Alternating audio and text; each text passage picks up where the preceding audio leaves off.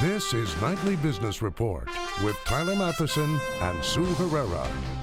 Wall Street jumps. Stocks take off as investors applaud the dollar taking a break from its fierce rally. Oil slumps. Crude hits its lowest level in 6 years. A top commodities strategist says where it's headed next and what may happen after that.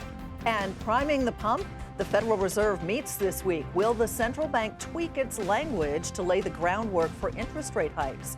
All that and more for March 16th.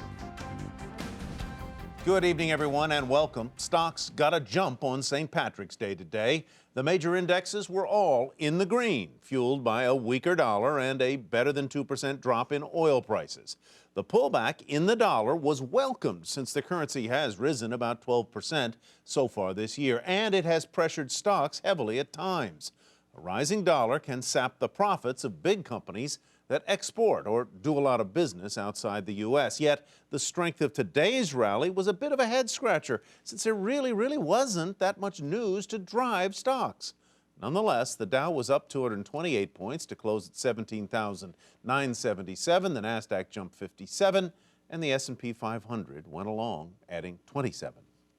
The rally caught some by surprise, considering there's a meeting of the Federal Reserve this week. Usually, investors go into a holding pattern until after the meeting, but oh well, not today.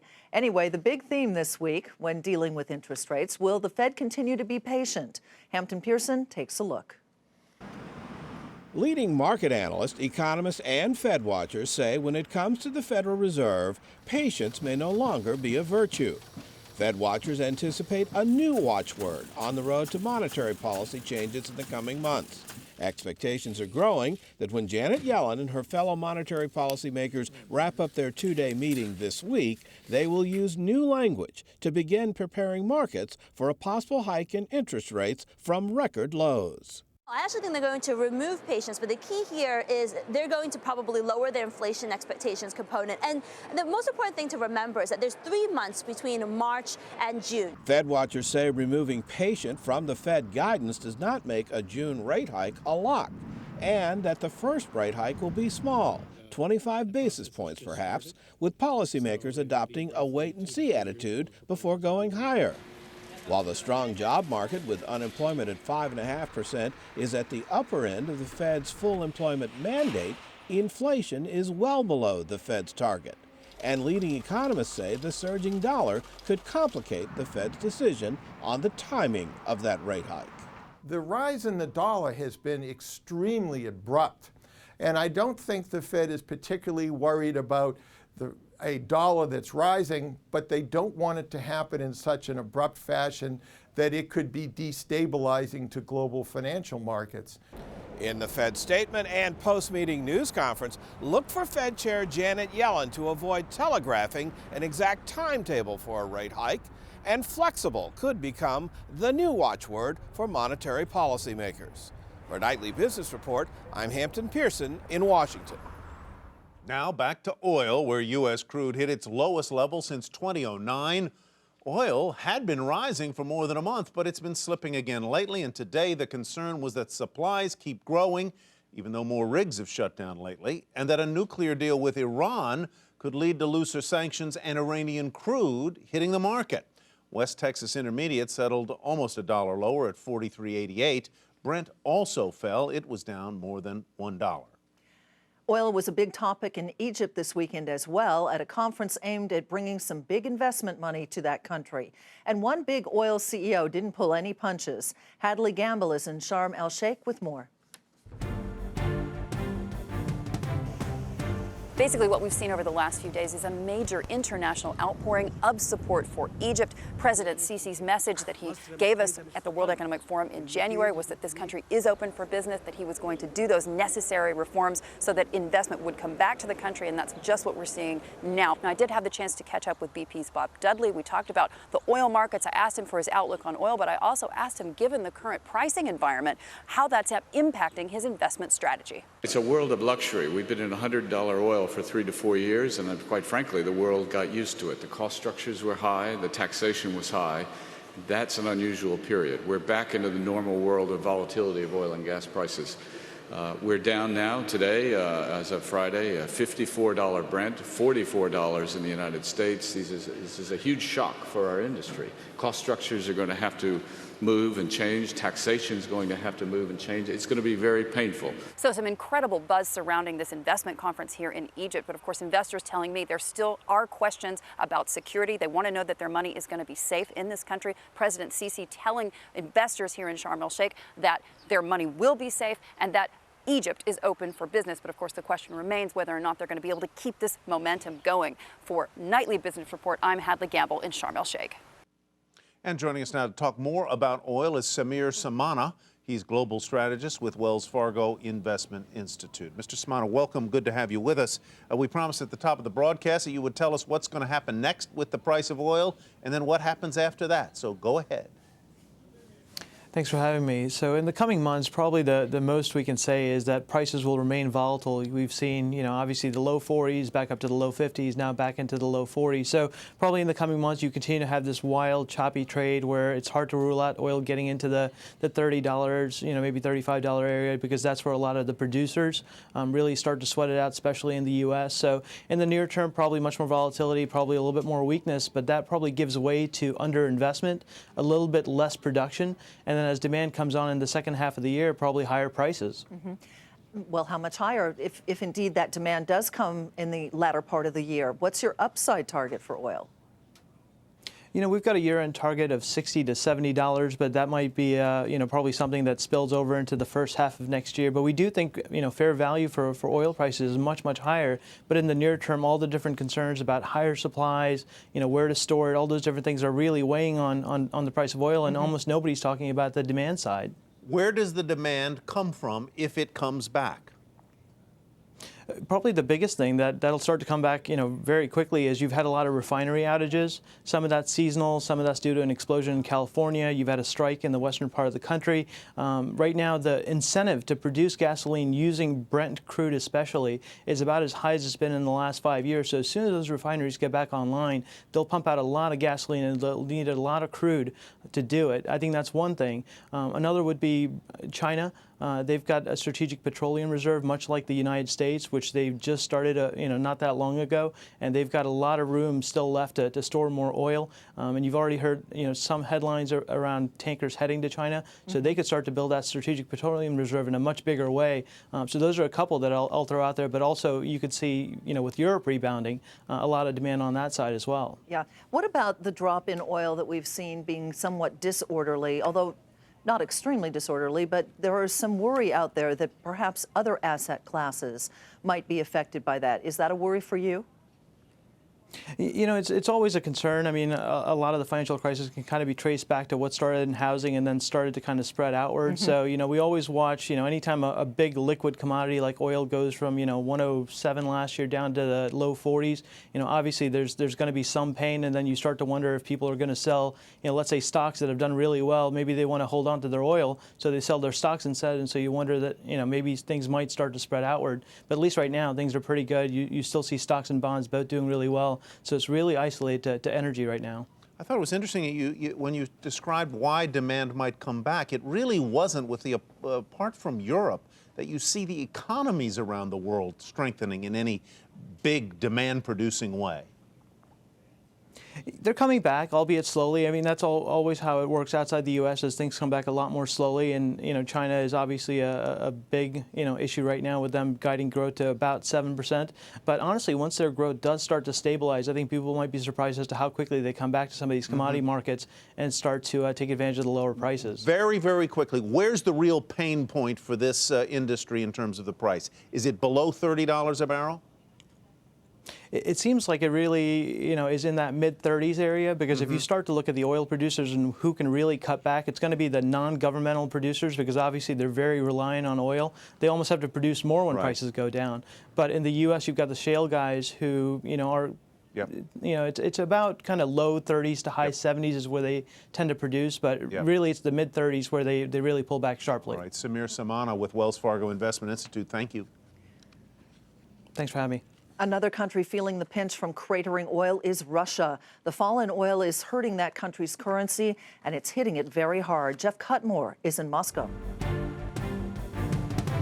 If you just take a look at the performance of Russian markets, whether it's the ruble against the dollar or the MICEX, it is the falling oil price again that has done most damage over recent sessions, rather than speculation surrounding President Putin.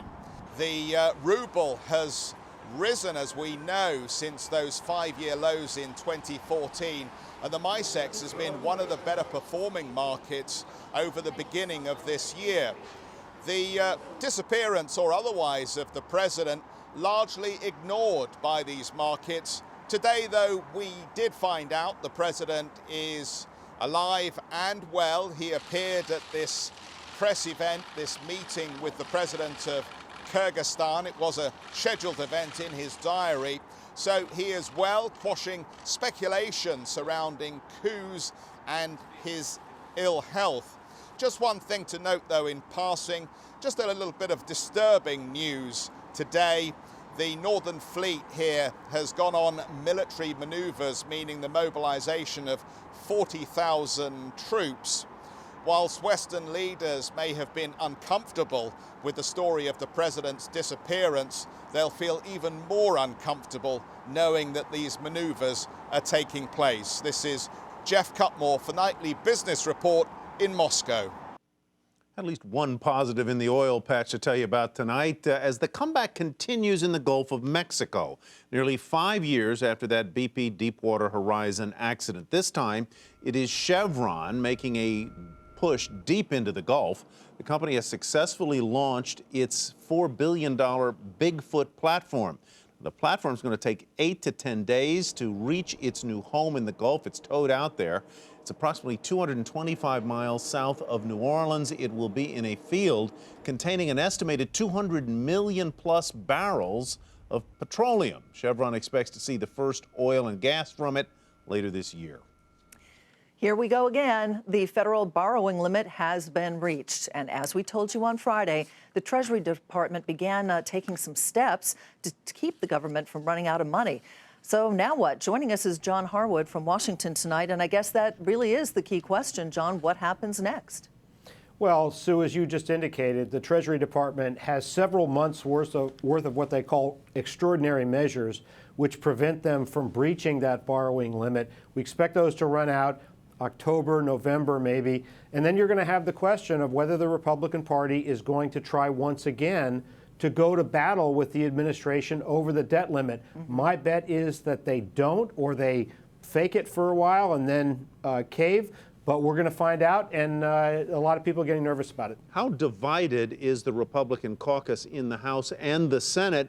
Because on the one hand, they tend to want to go back to those 2011 spending limits. On the other, they don't want to be seen as shirking on expenditures for the military. Tremendously divided, Tyler, especially between their leadership and the more vocal and active members of their base. Ted Cruz in the Senate, a couple dozen people in the House of Representatives. Remember, we had a debt crisis in 2011, which ended up with a downgrade for the United States. Republicans decided at that time, hey, we can't do that again. The President Obama took a stance subsequently of saying, I'm not negotiating over this, counting on Republicans to be afraid of that. That's worked the last couple of times they've had to deal with the debt limit. Now, Mitch McConnell and John Boehner said after they won both chambers of Congress, we're not going to have any government shutdowns either, and we just flirted with one at the Department of Homeland Security. So it's not clear whether the base is going to take the signal, but this is a more volatile issue, and I think the leadership is going to try harder to prevent it from blowing up. Is there any worry on the Hill that it could also be destabilizing to the financial markets, John? No question. And the fear of the Republican Party is that they're going to be pinned with that deep stabilization. But I can tell you that the White House is fairly sanguine that, yes, there'll be some noise made about this. Ultimately, Republicans will back away from that fight. John Harwood, as always, John, thanks so much. And coming up, how soaring rents are making an already crowded housing market even more crowded.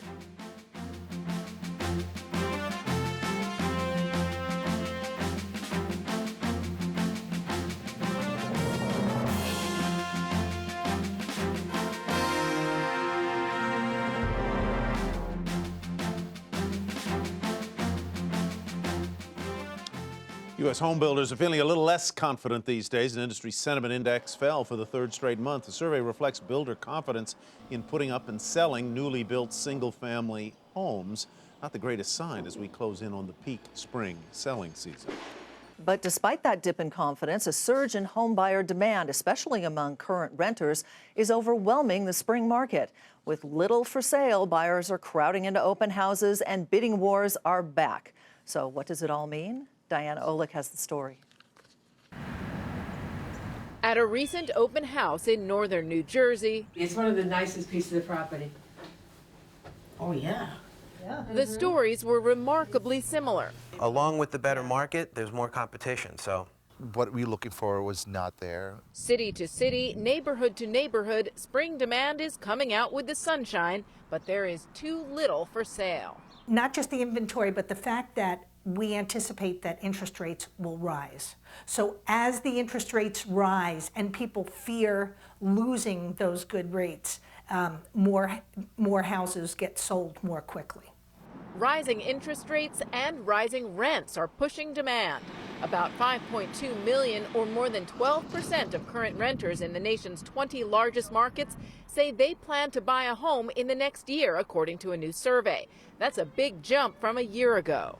The trouble is, these renters are facing rising home prices and a still tight mortgage market. There are, however, new low down payment options that have been slow to start, but which could help this spring. By the time you roll the systems out and start getting sales attention and customer attention, we're only now really beginning to see some flow of activity coming into it.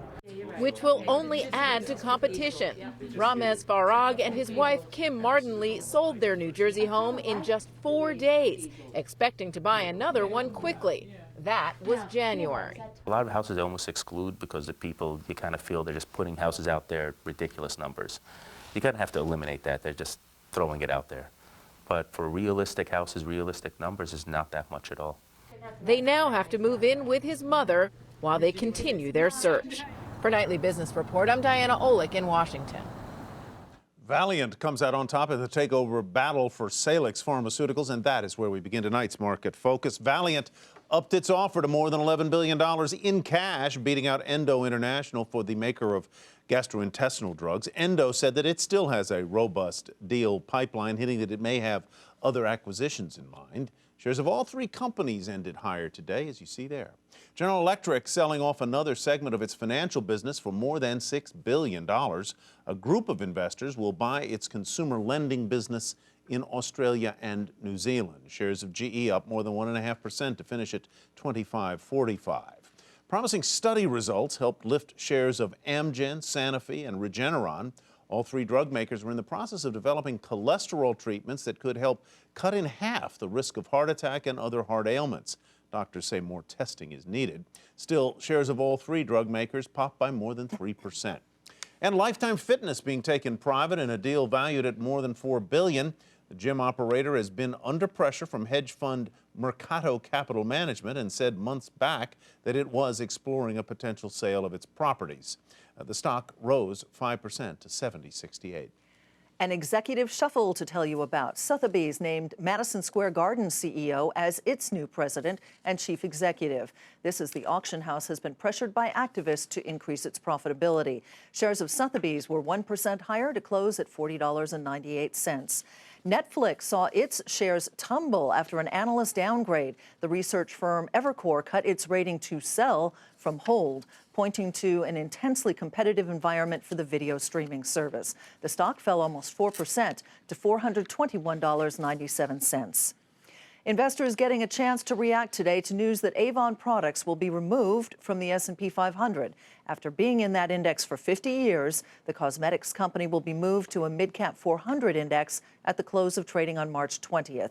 It's been one of the worst performers in the benchmark index. Today, it was the worst performer in the S&P, with shares falling almost 6% to $7.28. And after the bell, Standard & Poor's said American Airlines will be added to the S&P 500 after the close of trading on March 20th. It will replace Allergan. S&P said the change is due to activists getting ready to complete its purchase of Allergan. Shares of American popped initially in after-hours trading. Before the close, the stock was 2% higher to finish at $50.22. Edwards Life Sciences was today's best performer in the S&P 500 on positive study results. It found one of the medical device maker's heart valves demonstrated lower death and stroke rates among patients. The company expects approval for U.S. patients next year. The shares surged about 10% in today's trading to finish at $148.64. Well, with hack attacks on the rise, so too is the number of companies buying cyber insurance. Mary Thompson has more. Another year of headline-grabbing cyber attacks on big-name companies like Sony. Another year of double-digit growth for cyber insurance. Well, cyber insurance could be one of the biggest opportunities in recent memory for the insurance market. A recently released survey by the insurance broker Marsh shows among its U.S. clients, first-time buyers of cyber insurance rose 32% last year, building on a 21% increase in 2013. Among the industries seeing the most growth in first-time buyers, hospitality and gaming, education, and power and utilities. In this data-driven world, information is increasingly valuable. Client or proprietary information a cyber thief could use for their own benefit or to harm the company in their crosshairs. A roughly $2 billion industry, cyber insurance is still in its infancy. The insurers offering these policies, including AIG, Chubb, and Hartford, all continue to tweak their underwriting. Changes analyst Randy Binner says requires policy owners to make adjustments of their own. Even if they get an insurance policy to cover the cyber risk, the insurance company is going to require them to have processes, technology, reporting structures in place that help mitigate an event. Among other things, the policy should mitigate the cost of any disruption to a business and the cost of helping customers impacted by an attack. But as the cost of the policies rise, Marsh says they rose 3% last year. Binner says some firms may choose to self-insure instead, posing a risk to the rapid growth of cyber insurance. For Nightly Business Report, I'm Mary Thompson. It has been the launching point for some of technology's hottest startups. So, what's turning heads this year at South by Southwest? We'll head there next.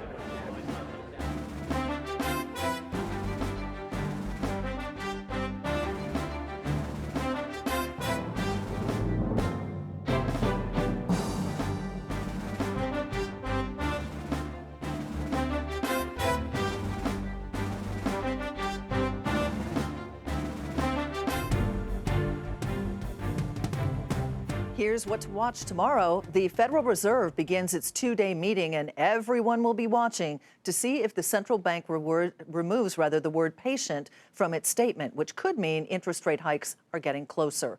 On the data front, housing starts in February are due out, and after the market closes, Oracle and Adobe will report earnings. The social media app Pinterest raised $367 million. That puts its valuation at a lofty $11 billion and makes it one of the most highly valued startups out there. A lot of people talking about that. A lot of people also talking about South by Southwest. That's the annual conference where members of the music, film, and technology industries gather, and it's where Twitter tipped to the mainstream and Foursquare made its name.